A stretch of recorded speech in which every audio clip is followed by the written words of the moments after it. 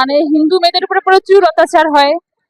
তো হিন্দু মেয়েদের যদি দেখে তাহলে মানে ছেলেরা মানে টিটকিরি মেরে অনেক কথা বলে, টিচিং করে, কোথাও বের হতে পারি না। বাংলাদেশে আমার জন্ম, বাংলাদেশে ওইখানেই থাকি, তারপরেও আমাদের খুব আতঙ্কে থাকতে হয়। ঘর থেকে বের হতে পারি না, কোথাও যেতে পারি না, একা কোথাও চলতে পারি না। পরিস্থিতি তো খারাপই, বুঝছেন, আমাদের সব সময় আতঙ্কে থাকতে হয়, রাতে দিনে।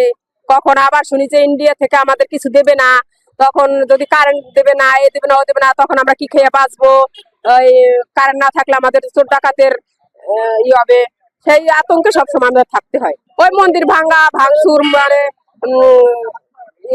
লোকের হিন্দুদের প্রতি অত্যাচার, আতঙ্কে। ধরুন ওই যে আমরা তো হিন্দু এলাকায়, আমাদের ওখানে একটু তবু আমরা আতঙ্কে থাকি, বলা যাবে না তো কখন কি হবে। ওই টাউনের লোক যেমন মানে ওরা সব সময় আতঙ্কে থাকে, আর আমরাও কখন আমাদের কে আসে পড়বে, কে কি বলবে, ওই আতঙ্কে আমাদের থাকতে হয়। আপনার জমি করার সময় রোয়ার সময় ওনারা বলছে চাষ করো তোমরা, রো, তারপর ধান আমরা কেটে নেবো, এরকম তারা হুমকি দিয়েছিল। অত্যাচার হচ্ছে, বিভিন্ন এলাকায় অত্যাচার হচ্ছে, চুরি হচ্ছে, মারামারি হচ্ছে, খুন জখম হচ্ছে, বিভিন্ন কারণে আমাদের মনটা হিন্দুদের এখন তো বর্তমানে হিন্দুদের উপরে সংখ্যালঘুর উপরে সব প্রভাবগুলো বেশি হচ্ছে। বাড়িগত ভাঙচুর হচ্ছে বিভিন্ন জায়গায়, মারধরও দিচ্ছে। দেশে মা বোন বাচ্চা কাচ্চা আছে, তাদের কি অবস্থা আছে, তারা মন তো ব্যস্ত হয়েছে।